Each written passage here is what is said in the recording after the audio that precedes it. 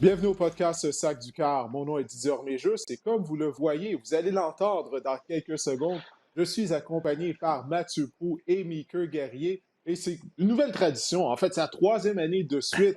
On se réunit les trois afin de mettre la table pour la saison de la NFL. Et un peu plus tard, au cours de l'épisode, eh bien, il y a Marc-André Chaloux qui va se joindre à nous. Marc-André est une nouvelle édition au podcast. À toutes les semaines, il va venir nous jaser de fantasy football, des joueurs à maintenir dans notre radar afin de les mettre sous contrat. Mais avant de parler de fantasy football, on va parler de vrai football. La saison qui va commencer jeudi soir, messieurs, alors que les Cowboys de Dallas vont rendre visite aux Buccaneers de Tampa Bay. Il semble que Dak Prescott sera là, bien qu'on ne l'a pas vu depuis la première semaine du camp d'entraînement, ou à peu près. On nous répète qu'il sera présent.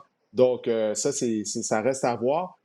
Écoutez, je vous ai préparé quelques questions justement afin de mettre la table pour la saison de la NFL. Et puis, on va commencer immédiatement parce qu'on sait qu'à tous les ans, il y a environ 50% des équipes qui ont participé aux éliminatoires de la saison précédente qui n'y participent pas lors de la saison suivante. Alors, messieurs, je vais vous demander deux équipes par conférence, selon vous, qui ont participé aux éliminatoires en 2020, mais qui vont les rater cette année. Je vais commencer avec toi, Mickey.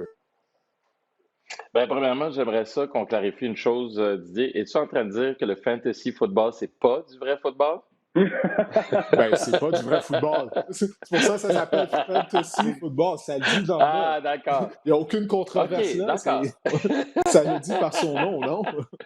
D'accord, il n'y a pas de problème. Il y a des gens qui prennent ça bien au sérieux, puis ça se peut qu'ils soient fâchés. Ouais. OK, premièrement, justement, parlant d'être fâché, moi, j'étais très fâché de cette question-là. Parce que c'était vraiment difficile, surtout dans l'américaine. Je Dans la sais. nationale, ça a été moins difficile. Parce que déjà, en partant, Washington et les Saints, pour moi, c'est les deux équipes qui vont rater les séries éliminatoires. Washington, je veux dire, dans la pire division. Je veux dire, c'est pas compliqué, là. Tu roules les dés, puis il y a une équipe qui doit faire les séries dans cette division-là. Ce sera pas Washington, je pense que ça va être Dallas. Avec le retour de Dak Prescott, puis parce que je ne peux pas croire que Dallas va avoir une autre saison aussi atroce, puis encore une fois des blessures, des controverses. Oui, il va y avoir des controverses. Il y a toujours des controverses à Dallas parce qu'il y a tellement de lumière sur cette équipe-là, puis le propriétaire s'appelle quand même Jerry Jones. Fait que c'est sûr qu'il va y avoir de la controverse, mais je pense que les 49ers de San Francisco, je vais vous surprendre, mais je pense qu'ils vont partir du dernier rang pour terminer probablement au premier rang cette saison. J'ai envie de dire mes 49ers, mais ça varie. Hein? C'est mon équipe depuis l'enfance, mais il y a des fois que je préfère pas le dire. Mais je pense que cette année, ça va être vraiment intéressant pour les 49ers. Puis dans l'américaine, je pense que les Colts risquent de rater les séries éliminatoires. Et je pense que Pittsburgh aussi, ça a vraiment été le plus difficile, honnêtement, là, de toutes les questions que tu nous avais envoyées. Là, pour moi, c'était le plus difficile. Je pense vraiment que Pittsburgh, c'est une bonne équipe. Ben Roethlisberger, on va en reparler. C'est un bon joueur, mais il va avoir 39 ans. Ben, il a 39 ans. Il va avoir 40 ans au mois de mars prochain. Mike Tomlin, ça fait 14 ans qu'il est là. J'ai l'impression que le message commence peut-être à moins bien passer avec les Steelers. Donc, je pense que c'est les deux équipes qui vont rater donc, les séries éliminatoires. Être remplacées par les Patriots de la Nouvelle-Angleterre et les Broncos de Denver. Les Pats pour des raisons, j'ai envie de dire presque évidentes, là, parce qu'on a un corps autour duquel on va bâtir, un jeune corps, une recrue plutôt à Mac Jones, qui va écouter Bill Belichick, il ne fera pas à sa tête, il va pas, je pense pas qu'il va le confronter ou lui dire « Ouais, pas sûr, moi, que tel jeu, on devrait avoir telle philosophie. » Donc, je pense que les Pats vont revenir dans le droit chemin. Ce ne sera pas une saison facile, mais ils vont y participer. Et les Broncos de Denver. Oh, qu'est-ce que tu penses de ça, toi, Mathieu? Tu as Mac Jones les en Broncos, carrière plus, là, tout de même. Ah, mais écoute, je peux pas m'occuper beaucoup parce qu'on a sensiblement les mêmes choix, Mickey et moi. Je vais donc dire, juste d'entrée de jeu, je me semble que j'ai fait cette blague-là la dernière fois, mais je veux dire, je suis content d'être le glaçage dans notre biscuit Oreo, encore une fois, messieurs. Très content de me retrouver avec vous pour faire cette analyse. C'est pour ça qu'on a gardé le même setup. C'est pour ça qu'on a gardé le même setup. On peut garder le même setup, c'est tout ça que je suis au milieu, là. C'est ça, exact. Ouais, t'es comme la colle. T'es comme la colle qui tient le podcast ensemble. Ou le crémage, avec l'exemple qu'on fait. Moi, je vais m'arrêter là. Je voulais juste dire ça. Je n'irai pas plus loin. Je dirai rien plus. Écoute, pour la nationale, même chose où ça se ressemble. Washington, moi aussi, je pense. Washington, c'est une bonne équipe quand même. Je pense qu'ils vont surprendre certaines personnes cette saison. Ils ont une très bonne unité défensive.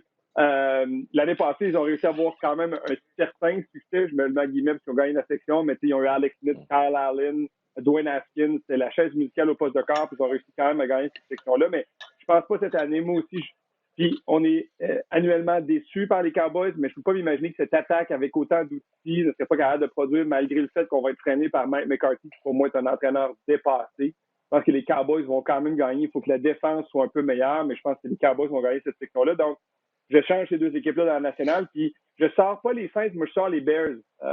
Je sais pas comment ça va se passer avec cette équipe-là, mais j'ai pas beaucoup confiance en Matt Nagy. L'année dernière, j'ai pas beaucoup aimé ce qu'on a fait. Puis je sais que Justin Fields est un athlète extraordinaire, mais je pense qu'il va avoir une cour d'apprentissage peut-être plus élevée que certains autres corps. Alors, je sors les Bears, je sors Washington, je rentre les Cowboys et je rentre San Fran, moi aussi. Donc, on s'entend là-dessus. Meeker, je pense que les blessures importantes, notamment Nick Bosa et d'autres joueurs, en sorte que cette équipe-là va trouver son rythme. Carl Shanahan est un bon coach. Je pense qu'on va faire les éliminatoires. Dans l'américaine, je sors également les Colts et je sors également les Steelers. Big Ben, tu l'as dit, vieilli, sa ligne à l'attaque complètement refaite. Je sais qu'on veut courir avec le ballon, s'imposer, mais c'est pas l'équipe qui a eu du succès à faire ça. Tant que je le vois pas, ça va être difficile. Dans l'américaine, ça va être très fort. Je pense qu'il y a plus de bonnes équipes qui peuvent aspirer au Super Bowl dans l'américaine que dans la nationale. Donc, il y a des bonnes équipes qui ne feront pas les éliminatoires. Moi aussi, je monte les Pats. Le sourcilier Didier quand il a parlé des Pats, puis de Mac Jones, mais moi, Mac Jones, j'y crois. C'est un robot, c'est un gars qui joue exactement comme ça depuis ces années avec le Clemson Tide, avec d'excellents coachs, une bonne unité défensive, une bonne ligne à l'attaque. Je pense que cette équipe-là peut avoir du succès. Puis je rentre les Chargers. Moi, je rentre pas, je pense que tu as rentré les Broncos, mais moi, je rentre les Chargers parce que tu me donnes un corps arrière en Justin Herbert où on ne sait pas qui du côté des Broncos. Teddy Bridgewater, Drew Lock. On commence avec Bridgewater. Pour moi, il y a un plafond tellement bas. Une bonne équipe. C'est le carrière qui va ralentir cette équipe-là. Donc, j'ai pas confiance en eux. Puis les Chargers, au contraire, avec Brandon Staley, va solidifier cette unité défensive. En attaque, on va marquer des points, les faire rentrer. Mais si je vous lançais juste comme ça, les boys des Broncos, puisqu'on en parle, là, c'est pas quelque chose il me semble qui fitterait à ce qu'on ait un plan. T'sais, on a critiqué qu'on n'a pas été chercher un carrière, on était allé chercher Patrick Surtain. Est-ce qu'on se positionne pas pour 2022 pour aller chercher Aaron Rodgers? C'est-à-dire, on veut pas de controverse. On a quelqu'un qui va tenir le fort une saison, puis on va aller chercher Aaron Rodgers, venir à Denver, Colorado, cool guy, toujours du côté de l'Ouest, puis faire gagner cette équipe-là dès l'an prochain. Ça serait intéressant. Moi, j'aime 3 matchs. Ouais. Après 3 matchs, on va le savoir. Non, mais je pense qu'après 3 matchs, on va le savoir. Parce que Denver, je les ai mis là, mais moi aussi, j'ai hésité. Je me suis dit, les Chargers, tu as raison par rapport à Teddy Bridgewater, mais combien de fois on a vu des cas qui arrivent à leur saison croiser des chemins, si on veut, puis sortent la paix de leur chapeau. Je ne sais pas pourquoi les Broncos, j'ai l'impression qu'ils sont capables de gagner quand même, malgré Bridgewater, malgré le fait qu'on ne sait pas trop qui va être quart et tout. Mais oui, après 3 matchs, je pense qu'on va le savoir. Si on se fait démolir après 3 matchs, qu'on n'est pas dans le coup du tout, puis que Bridgewater ne montre rien, il ne montre pas d'espoir, il ne montre pas quelque chose d'intéressant, là, ça va être les rumeurs d'Aaron Rodgers vont courir. Anyway, tu l'as déjà parti, fait que c'est sûr que ça va faire le tour de la NFL. mais c'est ça. Mais tu sais, mettons qu'on a une fiche de 1 et 2, mais qu'on gagne un match correctement, on en perd un par, je sais pas moi, par 15-20 points, mais qu'on a un troisième match on est entre les deux, je pense qu'on va s'accrocher du côté des Broncos. Je pense pas qu'on va abandonner tout de suite, mais si on se retrouve 1 et 2 puis qu'on a été déclassé dans les 2 premiers matchs, oublions ça. Voilà, du côté des Broncos, je pense que c'est clair que la recette qu'on va utiliser, c'est qu'on va se fier sur notre défense qui devrait être très bonne. Von Miller va être de retour. Bon, tu as parlé de Patrick Surtain. Mais la recette, ça va être la défense et le jeu au sol. Parce que Vic Fangio, c'est un ancien coordinateur en défense et c'est une des raisons, selon moi, pour laquelle il a arrêté son choix sur Teddy Bridgewater plutôt que Drew Lock. Mathieu, tu le sais, il n'y a rien qu'un entraîneur-chef qui est un ancien coordinateur en défense déteste le plus qu'un carrière qui fait constamment cadeau du ballon à l'équipe adverse. Ça, c'est le plus gros reproche qu'on a envers Drew Lock.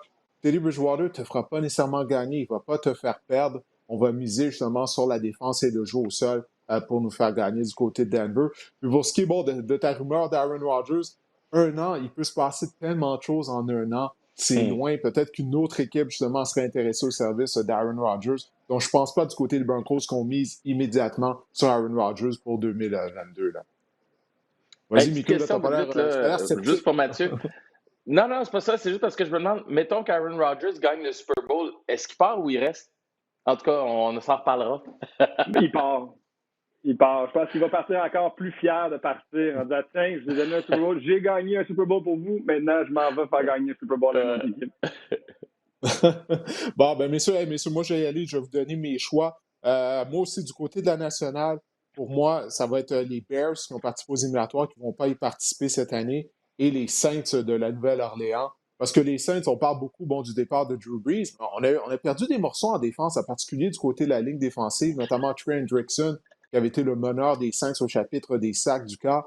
Donc, la défense des Saints a été une des meilleures de la NFL lors des dernières années. Je ne suis pas sûr qu'elle va être aussi solide qu'elle a été par le passé. Du côté de l'AFC, je suis d'accord avec vous. Les Colts et les Steelers de Pittsburgh, pour moi, sont en danger de ne pas participer aux éliminatoires. Je les remplace par les Chargers, mais je ne suis pas certain des Chargers à cause du nouveau groupe d'entraîneurs. On va voir ce que ça va donner, premièrement. Mais oui, je les remplace par les Chargers et les Broncos. Je me fie à la recette dont je viens de parler du jeu au sol et de la défense du côté des Broncos. Je pense que tes 49ers seront de retour en éliminatoire du côté de la nationale, Mika, cette année. Ils sont en santé, il me semble que ça devrait être le cas. Bon, écoutez, on va passer au prochain sujet. Il y a 5 carrières qui ont été repêchés en première ronde lors du dernier repêchage. Alors, lequel de ces 5 carrières va connaître la meilleure saison? Je parle bien sûr de Trevor Lawrence, Zach Wilson, Trey Lance avec les 49ers, Justin Fields avec les Bears et Mac Jones, dont on vient de parler avec les Patriots de la Nouvelle-Angleterre. Vas-y en premier, Mathieu. Ben, moi, je pense qu'il y a 3 espèces de catégories, si on veut, de ces carrières. Les 5 choisis en première ronde. Les 2 premiers, Zach Wilson, Trevor Lawrence, des talents naturels, des purs passeurs, des gars qui vont avoir de belles carrières, mais ils ont des situations difficiles. Les Jags et les Jets, c'est des organisations qui ont eu beaucoup de difficultés, qui rebâtissent pour l'avenir. Je pense que cette année, 2021, ça va être des années de transition pour eux. Il ne faut pas s'attendre à énormément, mais c'est le fun de voir des bons éclats de leur part. Après ça, tu as l'autre groupe de Trey Lance, Justin Fields, des athlètes incroyables avec un potentiel illimité. Eux, leur courbe d'apprentissage va peut-être être un peu plus longue, des situations peut-être difficiles pour Justin Fields avec Matt Nagy, mais Trey Lance, très bien entouré. S'il prend le poste de partant, pourrait connaître beaucoup de succès. Mais on a vu qu'il c'est pas encore un quart la NFL. Il y a des choses à apprendre, des erreurs à limiter. Pas encore prêt pour la NFL. C'est pourquoi je dis que celui qui va avoir le plus de succès, à mon avis, c'est Mac Jones, parce qu'il arrive dans un système professionnel. Il arrive lui-même d'un système professionnel au niveau universitaire. C'est un gars qui processe beaucoup l'information. C'est un corps plus robotique, peut-être moins électrisant, mais dans la situation où il est, avec le progrès qu'il a déjà fait au niveau universitaire, je pense que c'est lui qui est voué à avoir la meilleure saison 2021 des 5 carrières choisies en première ronde. Qu'est-ce qui se passe de ça, Pourquoi je suis après Mathieu? Mais pourquoi je suis après Mathieu? Quand tu m'invites pour le podcast, j'espère toujours que la première question, je vais pouvoir répondre pour montrer que je ne suis pas si pire finalement, je ne suis pas si novice que ça. Là. Fait que je vais répondre à une question, puis après ça, je vais vous laisser faire étalage de leur talent. Oui, mais c'est ça, fait que je suis très heureux. Mais là, Mathieu me fait douter de mon propre choix, ça va pas bien. Là. Moi, je m'assois le dimanche devant ma télé, là, je vous écoute les gars, puis là, je prends des notes, je suis comme, c'est ça qui se passe. Puis là, je texte mes amis, puis j'ai de l'air intelligent. Là, il faut que j'essaie d'avoir l'air intelligent parce que j'ai mis Trevor Lawrence, moi, sur ma feuille. J'aurais aimé ça. Tu as le droit, c'est un bon choix sélectionné du repêchage. Oui, mais Mathieu me douté parce que Mac Jones aussi, j'ai hésité longtemps avant de décider. Tu sais, j'aimerais ça, si tu me donnes à mon cœur, j'ai envie de dire Justin Fields. C'est un gars, on l'a vu dans la série de Netflix, là, c'est sûr, mais j'aime aussi son histoire, j'aime ce qu'il a apporté, le changement d'université aussi, ça n'a pas été facile pour lui, ce changement-là. Se rend au championnat national aussi. Tu sais, c'est un joueur pour moi qui a le potentiel de devenir une superstar avec une humilité qu'on voit rarement dans la NFL. Tu sais, un joueur avec un gros profil athlétique, commercial, sportif. Mais je pense que ça va être très difficile pour lui à Chicago. Il ne commence pas la saison comme partant. Ça ne veut pas dire que ça ne va pas arriver plus tard dans la saison, mais c'est Chicago. Les dernières années nous ont montré qu'avec les quarts arrière, ce n'est pas le meilleur endroit pour un quart arrière. Après ça, j'hésitais. Mac Jones, moi aussi, Moi, Bill Belichick, je comprends ce qui s'est passé par rapport à Tom Brady. Ça n'a pas été un succès avec Cam Newton non plus.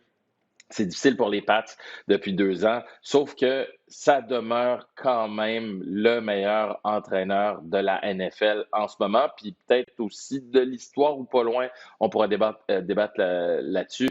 Mais avec un corps comme Mac Jones et Bill Belichick, le mélange est trop parfait pour pas que ça prenne, puis pour pas que ça prenne rapidement. Je pense que c'est ça aussi qui va aider les Patriots et qui va aider Mac Jones aussi. Mais Trevor Lawrence, il y a tout et surtout, il y a tout le plancher. Je pense qu'on va lui donner une grande liberté, puis ça va lui permettre justement de faire l'étalage de son talent. On l'a vu dans le match, c'était contre Dallas, le dernier match. Écoute, je regarde les statistiques rapidement. 11 passes réussies sur 12 tentatives, 139 verges. Ça n'a pas l'air énorme, mais 2 passes de toucher, puis une efficacité surtout. C'est ça qu'on veut voir dans le corps arrière de la NFL. C'est oui, on veut voir un côté athlétique, mais on veut aussi voir des prises de décision intelligentes. Puis il est capable de le faire par lui-même. Il n'y a pas besoin d'un entraîneur derrière lui nécessairement pour le tirer. Oui, il va en avoir besoin parce qu'il y a une adaptation avec la NFL, mais je pense que Trevor Lawrence va avoir une bonne saison parce qu'on va lui laisser le champ libre. Et c'est pas pour rien qu'on a échangé de l'autre côté. Tu vois, son nom m'échappe. La moustache, j'allais dire. Garner Minshew, exactement. Parce qu'on voulait qu'il ait la tête tranquille, puis qu'on ne se demande pas toujours est-ce que Minshew va embarquer ou pas. Là, on lui laisse le champ libre. Vas-y, mon homme, c'est ton équipe, puis ça, c'est clair. Et ça, je pense que dans le sport, vous le savez mieux que moi, messieurs, ça se passe souvent en haut des 2 épaules. Puis je pense que ça va aider Trevor Lawrence. Moi, je regarde qu'est-ce qui entoure ces jeunes carrières-là. Trevor Lawrence, on le sait, c'est lui le plus talentueux du groupe, mais j'ai pas confiance en Urban Meyer. J'ai pas aimé qu'est-ce que j'ai vu depuis qu'Urban Meyer a été embauché. Certaines de ses décisions qu'il a prises avec le responsable du conditionnement physique qu'il a embauché, alors que celui-ci avait eu beaucoup de controverses à Iowa. Il a dû le congédier 2 jours plus tard. J'ai pas aimé qu'est-ce que j'ai vu de la part des Jaguars lors des Tim matchs Tebow. préparatoires. Mis à part, la mise contre Tim Tebow, vraiment une perte de temps. Puis ça faisait 8 ans qu'il n'avait pas joué dans la NFL, son ancienne carrière. À quoi tu penses, Urban? Donc, Urban Meyer, moi, je ne suis pas convaincu qu'il va être en mesure de faire la transition des rangs universitaires à la NFL en tant qu'entraîneur-chef. Il y a quelqu'un qui m'avait envoyé cette question-là. J'ai répondu aux questions des auditeurs du podcast il y a quelques semaines. Puis ma réponse à la question avait été Justin Fields. Mais par contre, je vais être obligé de changer ma réponse parce qu'à ce moment-là, je n'avais pas réalisé à quel point la ligne à attaque des Bears est mauvaise. On a déjà perdu les services de notre choix de 2e ronde. Le bloqueur Kevin Jenkins va être opéré au dos. Donc, je ne crois pas qu'il va pouvoir connaître du succès derrière cette ligne à l'attaque-là. Alors, pour toutes ces raisons-là, je vais y aller avec Mac Jones aussi parce que, bon, vous en avez parlé de Bill Belichick. Les Patriots ont une excellente ligne à l'attaque. Ça, c'est quelque chose qu'on se doit de parler. On a une excellente ligne à l'attaque. Et la priorité des Patriots, ça va être le jeu au sol. Damon Harris a démontré des belles choses l'année dernière. Toutefois, il se doit de rester en santé. Et on a un nouveau porteur de ballon, un gros bonhomme, 245, 250 livres, Ramondre Stevenson, qui fait penser un peu à LeGarrette Blount en raison de son gros cabaret. C'est un produit des Sooners, Université de l'Oklahoma. Il a un gros cabaret, mais il a de bons pieds. Il a bien fait lors des matchs préparatoires. Donc ça va être l'identité de l'attaque des Patriots, selon moi. Ça va faciliter la tâche, entre guillemets, pour Mac Jones. Donc, je suis d'accord avec Mathieu. Moi, je vais y aller avec un Mac Jones. Pour carrière recrue qui va connaître le plus de succès lors de sa première année. Maintenant, messieurs, bon, on en a parlé tout à l'heure. Mathieu a fait allusion à Aaron Rodgers. Je vous pose la question, comment va se terminer la dernière saison d'Aaron Rodgers avec les Packers de Green Bay? Qu'est-ce que tu en penses, Maker? Ben, je pense que ça va bien aller pour Aaron Rodgers. Déjà, il revient. Il a l'air motivé. Il a l'air de bonne humeur aussi. Puis, il a l'air d'être prêt. Tu sais, comme Mathieu dit, ben, s'il part avec une bague du Super Bowl, il va partir avec la fierté. Je pense qu'il y a des choses à prouver parce qu'il n'était pas content qu'on n'ait pas repêché un receveur, avait besoin d'aide. Mais on a un certain Randall Cobb qui revient avec cette équipe-là. Et ça, je pense que c'est de nature à l'aider puis à lui faire. Mais Randall Cobb est fini, non? J'ai pas n'est dit pas que. en 2015, on est rendu en 2021. Randall Cobb, qu'est-ce qu'il lui reste encore? Qu'est-ce qu'il lui reste? C'est ça ma J'ai question. pas dit qu'elle allait marquer 25 touchés. J'ai dit que Aaron Rodgers allait être de bonne humeur. Elle est là, la clé. C'est qu'est-ce que tu fais pour que ton leader soit de bonne humeur. On ramène Randall Cobb. C'est pas, honnêtement, je ne sais même pas s'il va être troisième ou quatrième receveur dans cette équipe-là. C'est pas ça la question. C'est est-ce que ton quart arrière est heureux? Parce que là, c'était ça la chicane, si on veut. Aaron Rodgers n'était pas heureux de ce qu'on avait fait comme changement chez Green Bay. Il voulait peut-être quitter l'équipe. Finalement, a décidé, je vais rester avec cette équipe-là. Il reste 1 an à son contrat. Qu'est-ce que ça va donner? Moi, je pense que la saison va être intéressante. Il y a encore une bonne équipe devant lui. Le problème, je pense, avec Green Bay en ce moment, puis c'est le problème souvent dans la NFL, les distractions. Qu'est-ce que les entraîneurs aiment le moins dans la NFL? Les distractions. Puis je pense que le fait qu'il soit à sa dernière année de contrat, ça demeure une distraction, puis ça aidera peut-être pas Green Bay. Mais ils ont une excellente équipe. Là. Ils ont perdu contre les Bucks l'année passée. Je veux dire, ils ont perdu contre les gagnants du Super Bowl. Il a joué une saison, Aaron Rodgers, qui aurait normalement pu lui donner un titre et le titre de MVP. Fait que je pense que ça va quand même bien aller. Il reste à voir, est-ce que l'histoire du contrat, l'histoire Aaron Rodgers de manière générale va déranger le club puis va déranger la ville ou pas. Là. Ouais, moi, j'ai quand même l'impression qu'on a bien mis fin ou mis cette histoire-là en boîte du côté des Packers. C'est Aaron Rodgers qui est responsable de ça, d'avoir dit OK, parfait, je joue ici cette année. Là, je suis all-in. J'ai fait part de mes frustrations. J'ai tenté d'envoyer des rumeurs avant le draft que j'allais être échangé. J'ai tenté de tout faire pour me sortir d'ici. Maintenant, je suis pris ici. Je vais le vivre à fond. Il est très. Honnêtement, si vous avez écouté ses entrevues, les textes qu'il a donnés, qu'il a écrits, il est rendu très spirituel. Et sincèrement, moi, je crois à une transformation personnelle. C'est un peu ce qu'il a fait, une recherche intérieure. Je suis convaincu que ça va lui permettre de vivre le moment à Aaron Rodgers pour être le meilleur de lui-même. Je suis pas inquiet, moi, pour ce qu'Aaron Rodgers va faire cette année. C'est joueur par excellence depuis l'an dernier.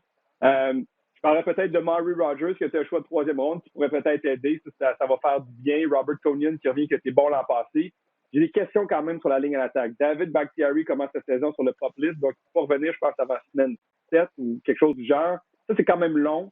À l'intérieur, tu as Josh Myers puis un autre garde qu'on ne connaît pas qui va commencer comme garde à droite. Donc, des jeunes joueurs. Je comprends qu'Aaron Rodgers peut pallier à des lacunes sur la ligne à l'attaque. Il y a quand même des limites à ça. Après ça, l'unité défensive. Est-ce qu'on va être en mesure de connaître plus de succès? Mike Patton qui avait été congédié au profit de Joe Barry.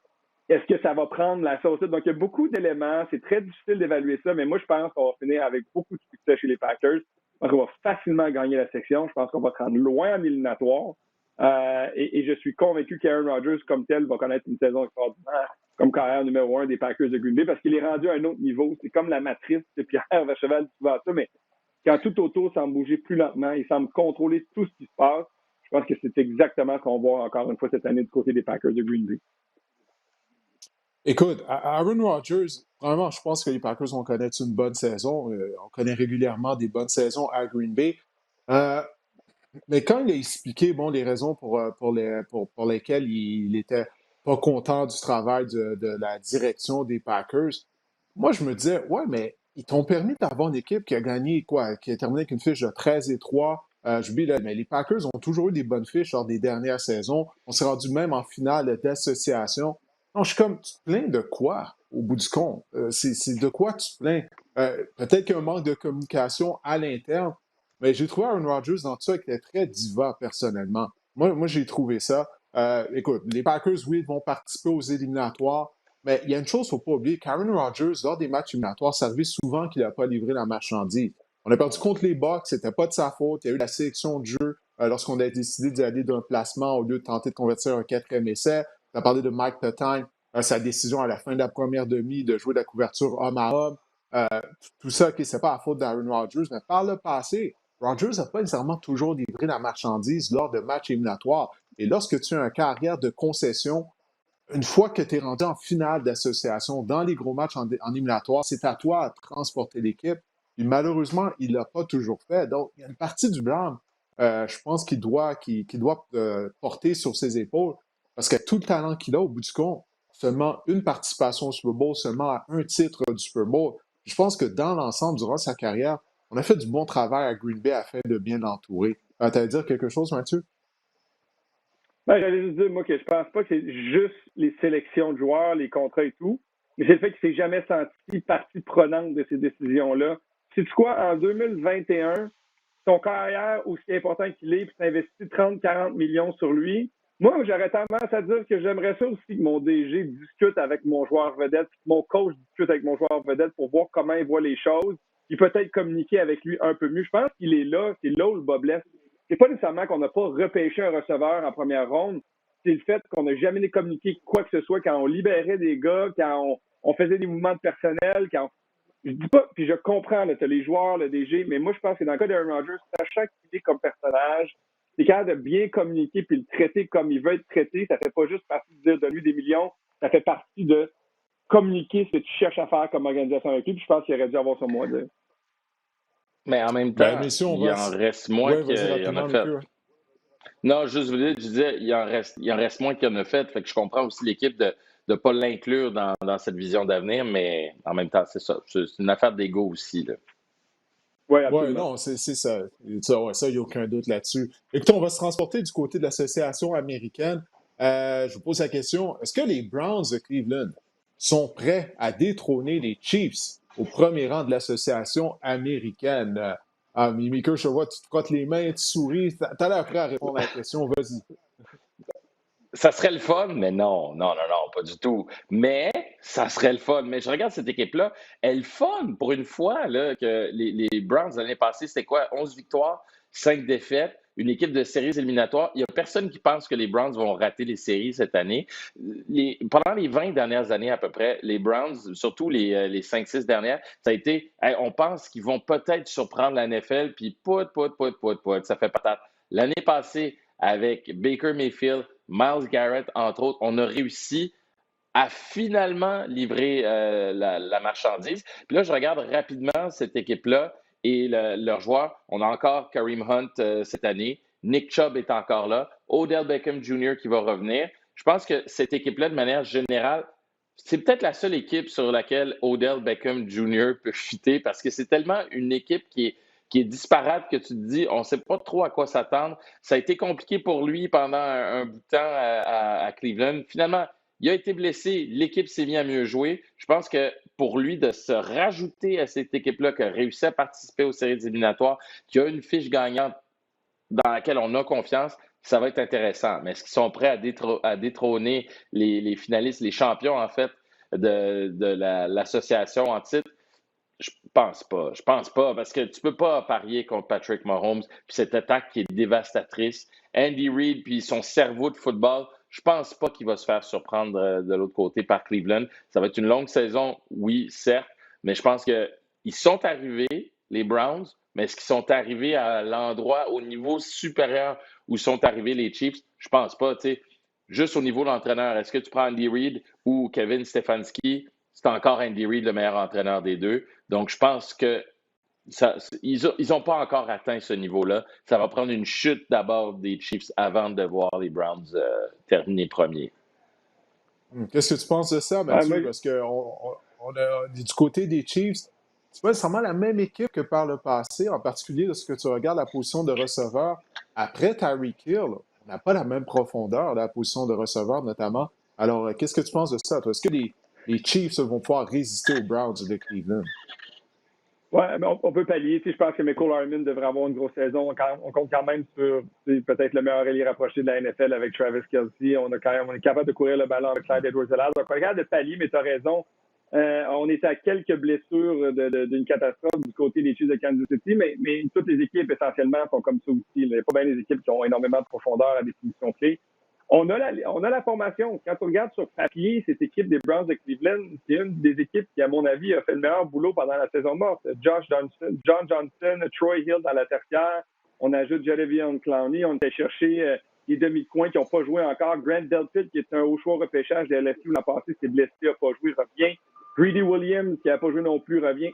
On a beaucoup de talent dans cette équipe-là. On a une des meilleures lignes à l'attaque. On est capable de courir mieux ou sinon aussi bien que n'importe qui dans la NFL. On a un des meilleurs groupes de receveurs. Mais la question demeure deux choses. Un, ce sont les Browns, qui historiquement ne nous ont pas prouvé qu'ils étaient capables de faire ça. Fait que tant qu'ils ne le font pas, comme Mickey disait, c'est très difficile de les mettre devant les Chiefs. Et deuxième chose, Baker Mayfield, c'est un bon corps. Baker Mayfield, c'est loin d'être Pat Mahomes. Puis dans une NFL où tu as à un moment donné besoin de passer le ballon, d'être 30-40 points dans un match, peut-il le faire? Est-ce que cette formule-là, quand on tire l'arrière, les Browns sont capables de revenir?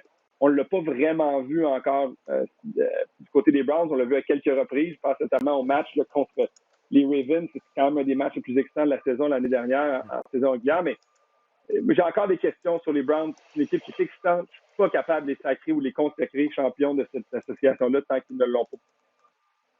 Ben écoutez, on va pas devoir attendre longtemps avant d'avoir le début d'une réponse à cette question, parce que les deux équipes vont s'affronter dès dimanche. Le match va avoir lieu au Arrowhead Stadium à Kansas City. Ben, moi aussi, moi personnellement, je ne suis pas vendu sur Baker Mayfield. Par contre, je suis vendu sur Kevin Stefanski. Moi, j'ai adoré le travail qu'il a fait. J'ai adoré le système qu'il a amené, la discipline qu'il a amené. C'est ça le plus gros problème des Browns. Ce n'était pas le talent lors des 2, 3 saisons précédentes. C'était le manque de discipline. Il a amené ça à Cleveland. Il a trouvé une identité immédiatement à cette attaque. Il s'est dit, ça va être le jeu au sol. Et puis Baker, après ça, il va compléter ça. Alors, j'aime Kevin Stefanski. Mais Baker Mayfield, même le match contre les Chiefs, a été victime d'une mauvaise interception en deuxième demi lors du match éliminatoire. Les Browns auraient pu gagner ce match-là. Il nous a démontré qu'il n'était pas encore prêt. Donc, moi, je vais y aller avec les Chiefs, mais j'ai des points d'interrogation du côté de Kansas City, malgré tout. Maintenant, on va aller faire un petit tour du côté de la nationale. Les Rams, ils ont fait l'acquisition de Matthew Stafford. Donc, avec l'ajout de Matthew Stafford, jumelé au départ de Jared Goff, est-ce que les Rams vont vraiment être une équipe améliorée avec Stafford aux commandes de l'attaque comparativement à Jared Goff? Qu'est-ce que tu en penses, Mathieu? Oui, complètement. Sans aucun doute, de loin même. Jared Goff retenait, il menottait Sean McVay depuis quelques années. On jouait en dépit, on faisait tout ce qu'on peut pour overcoacher, pour lui donner des solutions simples. Écoute, on a tout fait pour l'aider Jared Goff, vraiment, là, jusqu'à lui parler jusqu'à la dernière seconde pour lui donner toutes les indications possibles. On le tenait par la main, puis faisait qu'il ralentissait l'équipe. Matthew Stafford, c'est un des meilleurs corps à avoir joué pour une des pires organisations depuis une dizaine d'années. Matthew Stafford, c'est un pur passeur, c'est un gars brillant, c'est un gars qui a un bras canon précis. J'ai vraiment, mais ça, c'est une des histoires que j'ai vraiment hâte de suivre cette année dans la NFL, parce que les Rams avaient une des meilleures défenses. Oui, ils ont perdu leur coordinateur défensif, mais le personnel est sensiblement intact. En attaque, on est capable de tout faire. Et avec Matthew Stafford, on va pouvoir faire encore plus. Sean McVay, Matthew Stafford, moi, je suis convaincu. Je pense que cette équipe-là va être redoutable cette saison. Est-ce que tu es vendu aux Rams aussi, là, Baker? Ben, je suis vendu à Matthew Stafford comme Mathieu aussi. Je regarde non seulement les statistiques, mais au-delà des statistiques, comme Mathieu dit, la façon de jouer de Jared Goff. Puis c'est dommage parce qu'on a eu un petit semblant, une petite odeur de peut-être un grand joueur à un certain moment donné. Puis ça s'est disparu, ça s'est effrité avec le temps. Puis ce qui est dommage avec lui, c'est que, tu sais, après 4 saisons complètes dans la NFL, on devrait avoir quelque chose, on devrait savoir à quoi s'attendre dans la carrière, puis avoir quelque chose de stable. Mais c'est que Jared Goff, c'est des hauts, mais beaucoup de bas. Donc, à un moment donné, on ne peut pas continuer à prendre la carrière comme ça par la main. Puis tu es aussi fort que ton maillon le plus faible. Puis chez les Rams, le maillon le plus faible, c'est le carrière. Il n'y a aucune équipe de la NFL qui peut gagner comme ça. Matthew Stafford, après avoir joué à Détroit, on s'entend, là, ça n'a pas été une grande décennie pour Détroit, mais je regarde ses statistiques rapidement. Là, des saisons de 4000 verges, c'est à peu près tout ce qu'il y a eu, sauf une année, je ne compte pas l'année où il a été blessé en 2019, mais ça a été des saisons d'à peu près 4000 verges et plus, sauf une année, ça a été celle de 2018. Puis à 32 ans, une beaucoup plus grande maturité aussi, capable de s'adapter aux situations défensives adverses, aux changements à la ligne de mêlée. Donc, juste pour ça, l'effet confiance que ça va donner, non seulement à l'entraîneur, mais également à son équipe, à son offensive, je pense qu'on s'est grandement amélioré du côté des Rams. Pour Matthew Stafford, pour moi, c'est une question de rester en santé. Hein. Tu as mentionné, bon, il a été blessé en 2019. Il s'est fait tabasser là, tout au long de sa carrière. Les Lions n'avaient jamais de bonne ligne à l'attaque.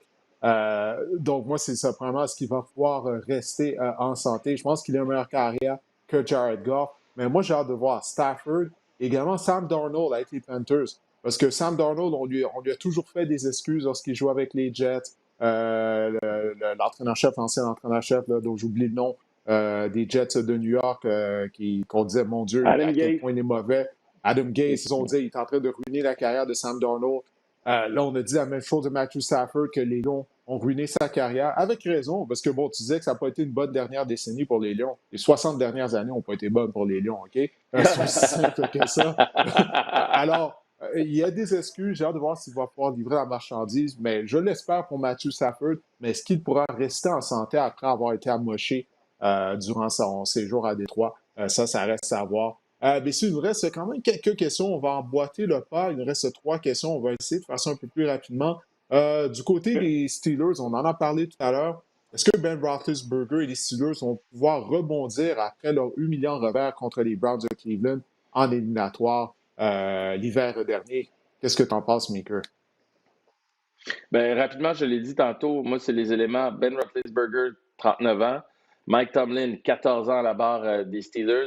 On commence à être un peu fatigué, peut-être, chez les Steelers, d'entendre le même message. Oui, c'est un entraîneur pardon, qui est structuré, un entraîneur qui sait gagner, qui est un meneur d'hommes dans la NFL, c'est ce qui l'a amené là.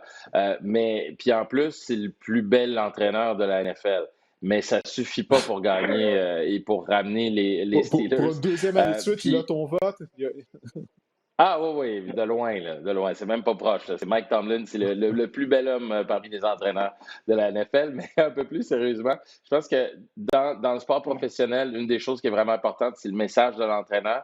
Puis je pense que cette défaite-là va laisser des traces. Elle a déjà laissé des traces. Et Ben Roethlisberger, à 39 ans, c'est plus un jeune loup, un jeune poulain du printemps. On a beau parler des 44 ans de Tom Brady. Tu n'as pas l'impression que c'est un corps qui a été ramassé, qui a été magané. Dans le cas de Ben Roethlisberger, il y a eu des blessures graves, il a été frappé solidement. C'est fou à dire, là, mais à sa grosseur, tu te dis, ça se peut pas qu'il se fasse frapper solidement. Pourtant, c'est arrivé à quelques reprises dans les dernières années. C'est pas le corps le plus mobile non plus. Encore un excellent bras, une excellente vision du jeu, une gestion incroyable de ce qui se passe sur le terrain. Mais je pense pas qu'on va réussir là, à remonter cette pente-là. C'est pas pour rien que je les ai mis en dehors des séries éliminatoires.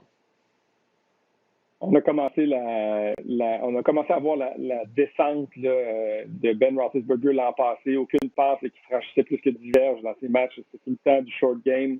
Et là, on veut courir avec les unités défensives, vont remplir la boîte, vont tous être très rapprochés de la ligne d'engagement. Ça va rendre ça encore plus complexe. Il dit qu'il est en pleine forme, qu'il a perdu du poids, qu'il y a un nouveau régime, là, le blablabla de Tom Brady depuis des années. Je ne sais pas, moi, je ne suis pas convaincu. Il a démagané une ligne à l'attaque complètement refaite ou presque. Ça, c'est pas une bonne nouvelle non plus quand tu veux protéger un carrière de son âge. J'ai hâte de voir Najee Harris, mais Najee Harris va devoir faire beaucoup de boulot seul dans le champ arrière. Alors, cette attaque-là, pour moi, elle repose sur Big Ben et la ligne à l'attaque. Si ça ne marche pas, ça va être très difficile. Parce que de l'autre côté du ballon, on va avoir une bonne défense. Mais c'est vraiment l'attaque là, qui remplit le point d'interrogation à ce stade. Écoute, Ben Roethlisberger, souvenez-vous, l'année dernière, il avait bien commencé la saison, mais c'est quand la saison a progressé, c'est là que les choses se sont gâtées pour lui, c'est là que son bras manquait de force. Euh, on va devoir attendre le mois de novembre. Moi, j'ai hâte de voir de quoi il va avoir l'air rendu au mois de novembre. Est-ce que son bras va pouvoir tenir le coup? Parce que de qu'est-ce qu'on a vu l'année dernière, en deuxième moitié de saison, il avait l'air d'un joueur fini. C'est aussi simple que ça, Roethlisberger. Alors, est-ce que sa nouvelle diète, son nouveau conditionnement physique et tout, on va voir si ça va l'aider réellement. Moi, j'aimerais ça. Moi, j'ai toujours été un fan de Big Ben sur le terrain. Donc, j'aimerais ça le voir bien terminer sa carrière. Parce que l'année dernière, c'était pas beau à voir par moment. Qu'est-ce qui J'aime fait comment rire? tu précises La- sur le terrain. Sur le terrain. Ouais, non, sur le terrain, uniquement sur le terrain. Des fois, il y a certains joueurs, il faut séparer sur le terrain et à l'extérieur du terrain. Qu'est-ce qu'ils font? Il y en a, Ouais. c'est impossible de séparer ça. Mais bon, anyway, je pense à Deshaun Watson en ce moment, mais ça, c'est un sujet pour une autre conversation. Est-ce que les champions de la section S de la NFC, donc on parle bien sûr de la section des Cowboys, des Giants, de Washington et de Philadelphie, est-ce que l'équipe qui va terminer en première position de cette section-là va avoir une fiche gagnante, monsieur? Oui, oui. Écoutez, là, comme tu dis, à chaque année, il y a un revirement de toutes sortes de choses. 50% des équipes ne font pas les éliminatoires. Je ne peux pas croire qu'on va avoir le même calibre de jeu médiocre de toute la section encore une fois cette année. Je pense qu'on va sortir de là avec une fiche gagnante de 17 matchs cette année. Donc, il faut en gagner 9 cette année pour avoir une fiche gagnante. 9 et 8, ça fonctionnerait. Je pense qu'on a ce qu'il faut là, du côté de cette association. Je n'ai pas regardé le calendrier où j'ai pas fait de projection réellement là, de ce que je pensais qu'il allait arriver dans chacune des sections. Mais je ne peux pas croire qu'on va vivre ça 2 ans de suite. Je pense qu'il y a une équipe qui va réussir à sortir du lot et à connaître une bonne saison. Puis encore une fois, au risque d'être déçu, je pense que les Cowboys de Dallas vont réussir à tirer leur épingle de jeu et gagner cette section-là avec plus de 9 victoires. Ben, on n'a pas vu Dak Oh! depuis le mois de juillet, Mathieu. On n'a pas vu Dak depuis le mois de juillet, t'es sûr? Je suis pas inquiet pour Dak, je suis inquiet pour la défense. De ce côté des Cowboys de Dallas, je pense que l'attaque va produire. Je pense que c'est la défense qui est un gros point d'interrogation. Et toi, Meeker? Même fiche. 9-8, c'est la bonne nouvelle d'avoir des matchs impairs. On ne peut pas finir 8-8. Fait que je pense qu'ils vont réussir à gagner. Puis le dernier match de la saison, ça va probablement se faire là. Moi, je pense que ça va être encore une fois serré dans la médiocrité. Dernier match, c'est contre les Eagles à Philadelphie. Fait que je pense qu'ils sont à portée de main.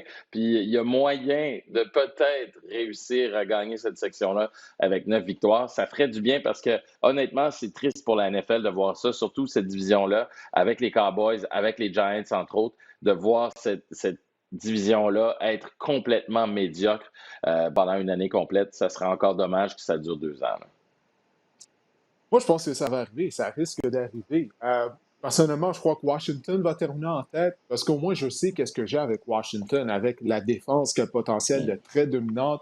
Déjà qu'elle était excellente l'année dernière. Ça va être la deuxième saison de Chase Young. On a fait des ajouts au niveau de la tertiaire. On a un Québécois, Benjamin Saint-Just, qui devrait jouer un rôle quand même important au sein de la défense, devra obtenir du temps de jeu. Ryan Fitzpatrick, on sait, il va nous donner 4-5 matchs où il va passer pour 400 verges, puis les autres rencontres, ça risque d'être plus difficile. Mais quand même, je pense qu'on est mieux nanti à la position de carrière qu'on ne l'était l'année dernière du côté de Washington. Les Cowboys, Mathieu l'a dit, la défense, ça reste à voir. Est-ce que cette défense-là sera réellement améliorée? Est-ce que l'épaule de Dak va tenir le coup durant toute la saison? Pour moi, c'est trop de points d'interrogation. Alors que du côté des Giants, j'ai aucunement confiance en l'organisation des Giants de New York. La ligne à l'attaque, déjà qu'elle était mauvaise, elle est décimée par les blessures déjà. J'ai aucune confiance en Daniel Jones non plus. Je pense pas que c'est une carrière de concession. Et puis, qu'est-ce qui me reste? Les Eagles de Philadelphie qui, eux, sont complètement en reconstruction. Donc, je pense que Washington va terminer en tête, probablement avec une fiche de 9-8, comme vous disiez, messieurs. Bon, on suivra ça au cours de la saison. Il nous reste qu'une question, c'est la question la plus importante.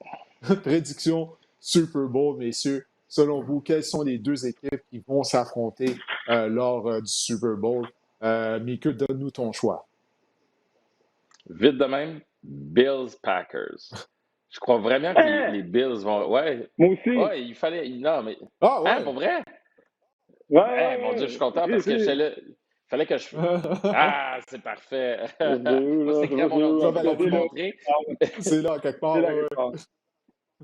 Ouais, mais oui, c'est ça. Bills Packers, je pense vraiment, là, on en a parlé d'Aaron Rodgers. Là. La même chose pour les Bills. Les Bills sont à ça. Cette équipe-là là, a réussi des choses incroyables l'année passée. Puis je pense vraiment qu'ils vont être capables de passer à l'étape supérieure. Tu sais, dans la NFL, tu as une fenêtre qui s'ouvre vite, mais qui peut se fermer très vite aussi. Puis pour les Bills de Buffalo, si on n'en profite pas cette année, puis on ne profite pas de ce momentum-là pour remporter le Super Bowl ou au moins remporter la conférence, ça va passer très vite.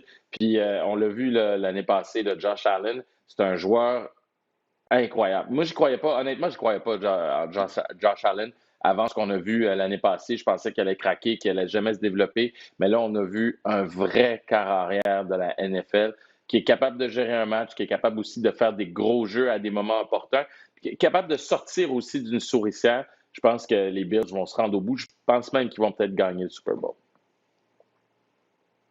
Ouais, ben écoute, on n'est pas loin, hein, parce que moi, j'ai essayé de faire un autre carré d'as, puis je reviens toujours au même carré d'as, c'est le même carré d'as que l'an passé, ce qui est souvent impossible à revoir 2 ans de suite, mais je vois le même carré d'as, mais j'ai flippé les gars.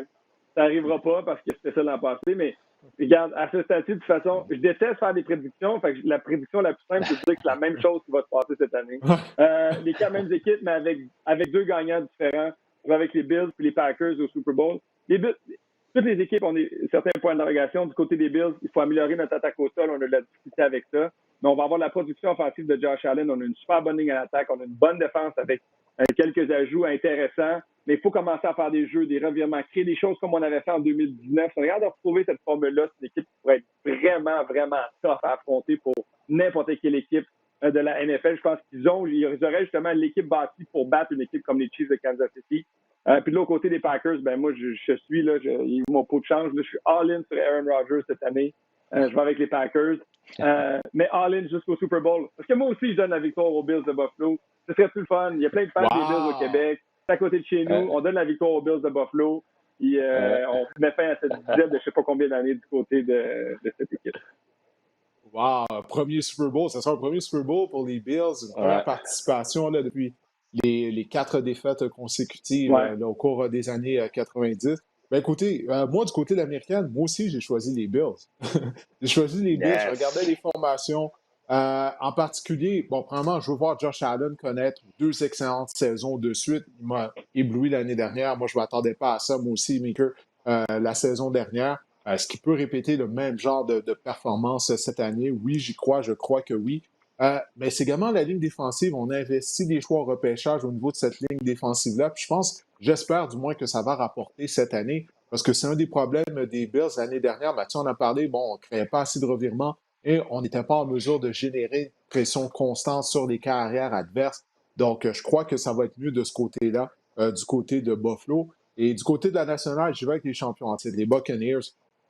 Les 22 joueurs partants sont de retour. Ça, c'est jamais vu dans l'histoire, dans l'ère moderne de la NFL. Seule chose, Tom Brady, il est rendu à 44 ans. Je me dis, il n'est pas éternel, trop tard. Écoute, il va devoir ralentir. Il a été opéré un genou au cours de la saison morte. Mais on avait déjà une ligne défensive dominante. On a repêché Joe Tryon en première ronde, à la fin de la première ronde également. Il ne faut pas oublier qu'on avait un lent début de saison de l'année dernière du côté des Bucs. Pas vraiment eu de saison morte en raison de la pandémie. Il me semble qu'on devrait juste être meilleur du côté de Tampa Bay. Alors, Bills Buccaneers au Super Bowl. Puis je vais aller avec une victoire des Bucs. Donc, ils vont devenir la première équipe depuis les Patriots de 2003 à 2004 à gagner 2 titres consécutifs du Super Bowl. Mais étant donné que je prédis ça, ça ne va pas arriver.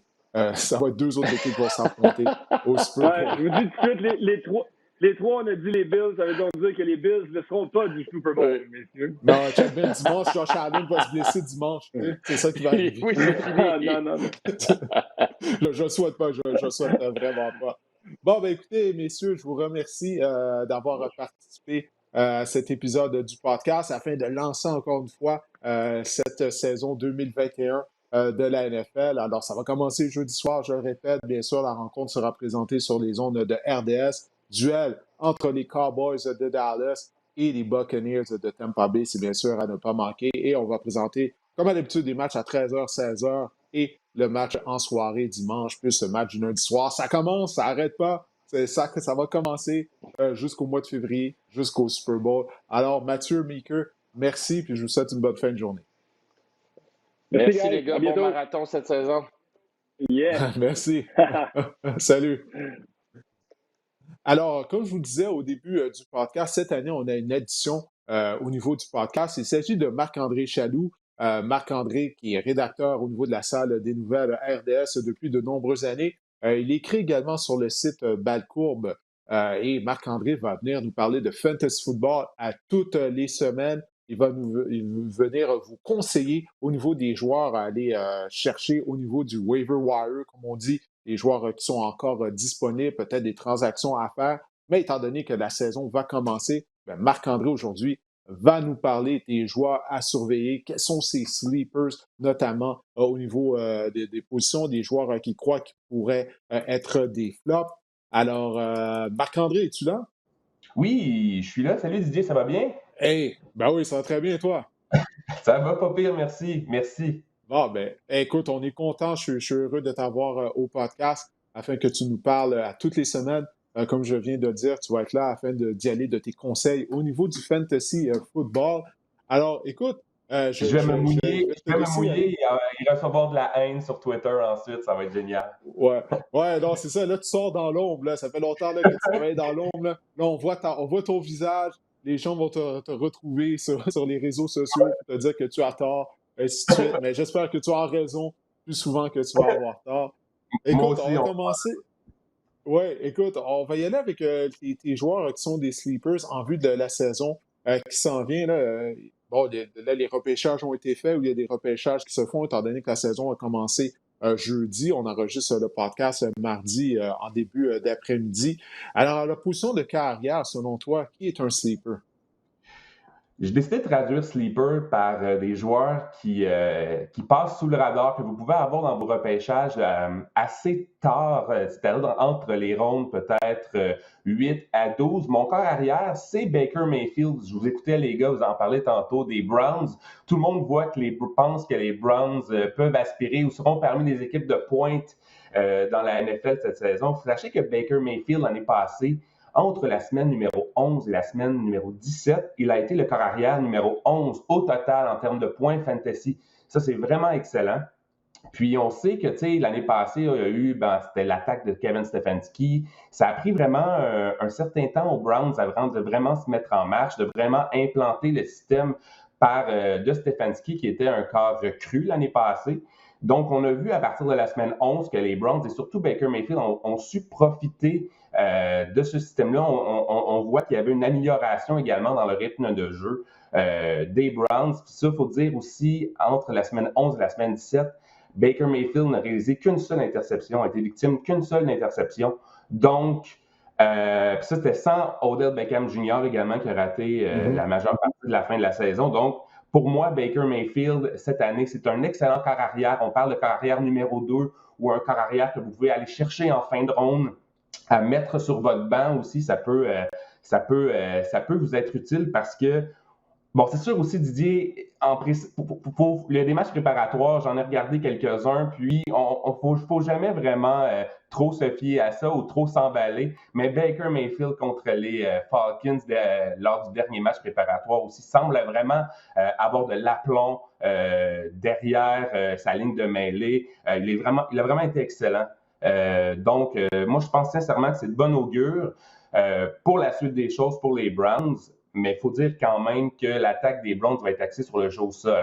Donc, si on parie sur Baker Mayfield, c'est aussi parier sur un retour en santé ou une bonne saison d'Odell Beckham Jr., une bonne saison de Jarvis Landry aussi, des joueurs que vous pouvez avoir plus loin dans votre repêchage, plus loin dans votre repêchage de poule. Ben écoute, on va y aller maintenant à la position de porteur de ballon. Quel est, selon toi, le porteur de ballon qui passe sous le radar avant ce début de saison? J'adore Damien Harris cette saison, porteur de ballon des Patriots de la Nouvelle-Angleterre, et j'adore encore plus Damien Harris depuis que c'est Mac Jones qui sera au poste de corps. Il faut dire que l'année passée, Cam Newton volait énormément de touchés ou de courses dans la zone payante à la porte des buts à Damien Harris. Pour vous donner une idée, l'année passée, Cam Newton a 42 courses à la porte des buts contre Damien Harris, qui en a seulement eu 6. Donc, cette saison, avec Mac Jones au poste de quart, on peut se permettre de penser que l'attaque sera plus traditionnelle, disons. Mac Jones, c'est pas un grand quart mobile. Puis ça va également aider Harris parce qu'il n'a pas été utilisé l'année passée. C'est un peu ce qu'on lui reproche à Damien Harris, c'est qu'il n'est pas utilisé dans le jeu aérien. Sauf qu'avec Mac Jones, qui va probablement un quart recru, va probablement chercher son dépanneur souvent, ça peut vraiment augmenter le niveau ou l'implication, disons, de Damien Harris dans le jeu au sol. Tandis que l'année passée, bon, avec Cam Newton, avec un quart mobile, souvent, les jeux improvisés, le porteur de ballon est peut-être plus inutile qu'on pense dans le jeu aérien. Fait que Damien Harris, puis lorsqu'il joue Damien Harris, c'est un excellent joueur. L'année passée, moyenne de 5 verges par course. Le problème, c'est son utilisation. Puis c'est sûr que de repêcher un porteur de ballon des Patriots de la Nouvelle-Angleterre, c'est toujours un peu jouer avec Bill Belichick, qui joue avec nos nerfs de façon au niveau fantasy.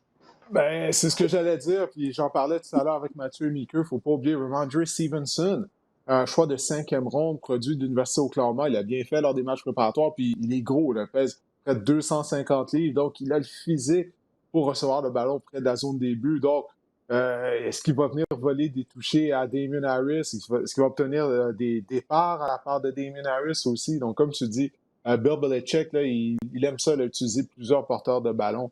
Alors, ça va être quelque chose à surveiller, mais Harris nous a démontré la saison dernière que son talent était indéniable, là, vraiment. Lorsqu'il était de la formation, ça faisait vraiment une différence. Parle-moi maintenant au niveau des receveurs de passe et des ailiers rapprochés. Receveur de passe, moi, j'adore cette saison. Corey Davis, si on parle encore de receveurs de passe que tu peux aller chercher que vous pouvez aller chercher dans vos poules. On parle en 8e, 9e, 10e ronde, dépendamment des formats de poules. Souvent, c'est à 12 équipes. Donc, Corey Davis, cette saison, ça a été long, l'éclosion de Corey Davis, mais elle est arrivée l'année passée avec les Titans. Il a connu vraiment une saison vraiment remarquable. Il a été quand même aussi très constant pour la première fois de sa carrière. Ça a été un joueur fantasy assez utile pour les joueurs, pour les poolers qui l'avaient repêché. Cette année, il est repêché comme étant le 31e receveur. C'est parce que les gens, Didier, ne croient pas vraiment à l'attaque des Jets. C'est peut-être comprenable. Sauf qu'il faut dire que les lors Jets lors des matchs préparatoires, il semblait avoir la confiance de Zach Wilson. Il a été ciblé énormément. Là. Ben, c'est ça que je m'en venais pour dire. Il a vraiment développé une chimie incroyable avec le corps recru Zach Wilson. 10 en 13 dans les matchs préparatoires. Donc, il y a eu 13 fois ciblé par Zach Wilson. Puis on s'entend que les joueurs jouent peut-être 1 ou 2 quarts par match à ce moment-là. Puis également, les Jets l'ont payé cher. Ils l'ont payé 3 ans, 38 millions de dollars pour qu'il soit le receveur numéro 1. Je sais que dans le cercle fantasy, les gens... il y a du monde qui tripe bien un peu sur Elijah Moore en ce moment, mais tu sais, Elijah Moore a été blessé pendant les matchs préparatoires. On n'en a pas entendu parler. On ne l'a pas vraiment vu sur le terrain non plus. Donc, je pense vraiment qu'en début de saison, Corey Davis peut vraiment s'établir comme, et surtout en format, pour ceux qui ont des poules, le format PPR qu'on appelle, qu'on obtient des points supplémentaires pour les attraper. Je pense sincèrement qu'il sera vraiment ciblé à plusieurs occasions dans un match par Zach Wilson. Oui, pour les aider rapprochés. J'adore Jonnu Smith des Patriots de la Nouvelle-Angleterre. Écoutez, Bill Belichick, ça fait longtemps qu'il est en amour avec Jonnu Smith. Il a déjà dit que c'était un athlète exceptionnel. Je me souviens dans une entrevue d'antan qu'il joue pour les Titans, Jonnu Smith. Donc, les Patriots, premièrement, ils l'ont payé cher. Oui, vous allez me dire qu'ils ont obtenu aussi Hunter Henry pour essayer probablement de faire des formations à 2 ailiers rapprochés, mais ils l'ont payé cher. C'est un athlète exceptionnel. Puis, il ne faut pas oublier que l'an passé, Jonnu Smith, sa saison a été déraillée un peu par les blessures. Lors des 7 premières semaines, il était le 5e meilleur, disons, ou le 5e ailier rapproché en termes de points fantasy. Donc, après ça, il y a eu une blessure au genou, je pense. Il y a eu des déchirures qui ont peut-être un peu ralenti sa progression l'année passée. Puis encore là, je reviens à mon argument avec Mac Jones, quart recru, dépanneur, souvent la connexion quart recru et ailier rapproché, ça peut être ça peut faire des flamèches.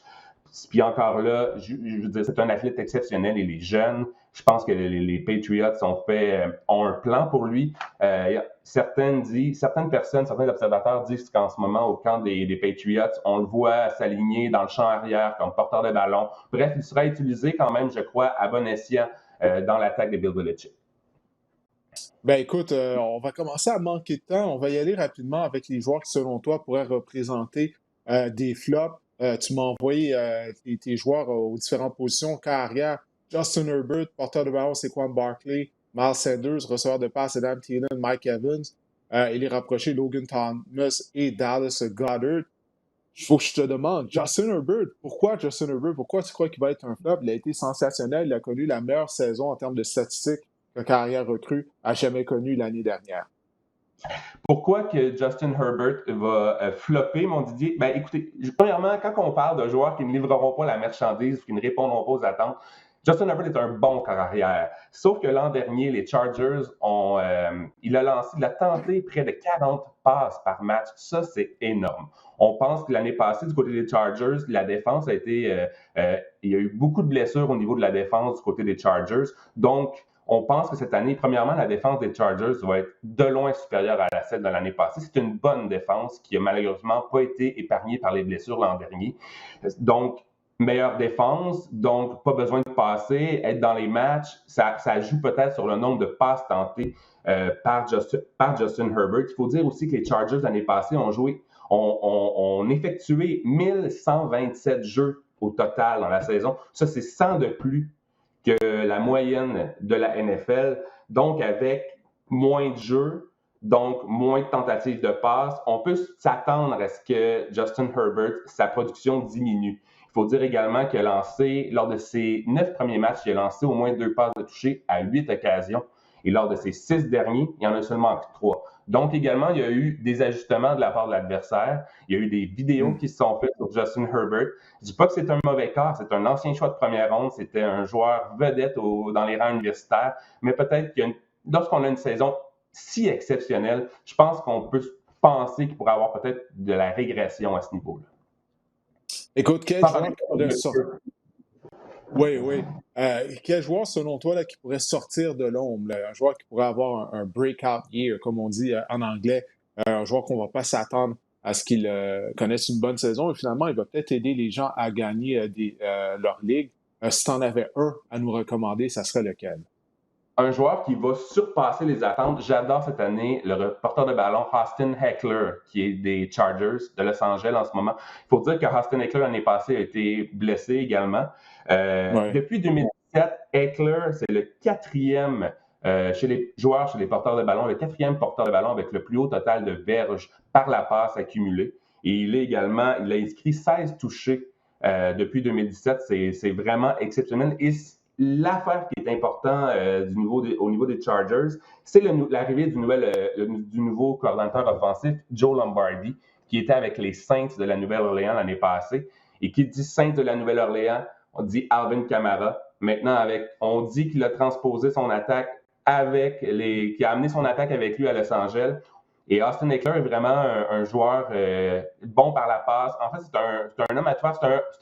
C'est dans le même moule qu'Alvin Kamara. Donc, les experts sont d'avis que probablement qu'on va revoir, je ne dis pas qu'il aura une production vraiment aussi bonne qu'Alvin Kamara, mais on peut penser qu'il sera davantage utilisé dans le jeu aérien et évidemment dans le jeu au sol. Son seul bémol à Austin Ekeler, c'est qu'il n'est pas vraiment utilisé dans la zone des buts l'année passée.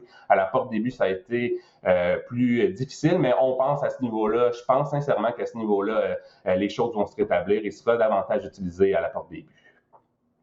Marc-André, je te remercie de t'être joint à nous pour cet épisode du podcast. Et tu vas être un habitué que, je le rappelle, tu seras là à toutes les semaines afin d'y aller des conseils fantasy. On va enregistrer le podcast les mardis, donc la semaine d'activité sera complètement terminée et tu vas pouvoir conseiller aux gens quel joueur à cibler là, au ballottage, quel joueur à mettre sous contrat afin de les aider à gagner leur ligue de fantasy football. Alors, encore une fois, merci beaucoup, Marc-André.